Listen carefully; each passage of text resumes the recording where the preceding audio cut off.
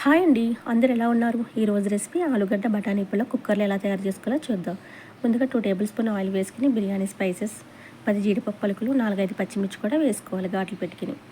అలాగే ఒక medium size onion, టమాటా ముక్కలు, ఒక రెమ్మ కరివేపాకు కూడా వేసుకుని 1 నిమిషం పాటు ఫ్రై చేసుకోవాలి.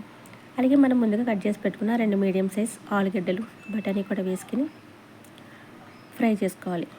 ఇందులో 1 టేబుల్ స్పూన్ అల్లం వెల్లుల్లి పేస్టు, మీ టేస్ట్ తగ్గ సాల్ట్, 1/2 టేబుల్ స్పూన్ ధనియాల పొడి, జీలకర్ర పొడి, గరం మసాలా, సన్నగా తరిగిన కొత్తిమీర, పుదీనా కూడా వేసుకోవాలి. ఇవి ఒకసారి బాగా కలుపుకొని ఫ్రై అయిన తర్వాత మనం 1/2 అవర్ ముందు నానబెట్టుకున్న 2 గ్లాస్ బాస్మతి రైస్ను కూడా కడిగి వేసుకోవాలి.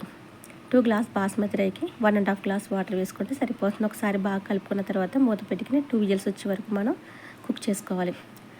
ఆలుగడ్డ బఠానీ పులావ్ అయితే మనకి రెడీ. ఇది వేడివేడిగా సర్వ్ చేసుకుంటే టేస్టీగా ఉంటుంది. రైతా కానీ గ్రేవీ కర్రీ కానీ తింటే సూపర్ టేస్టీగా ఉంటుంది. ఒకసారి ట్రై చేయండి.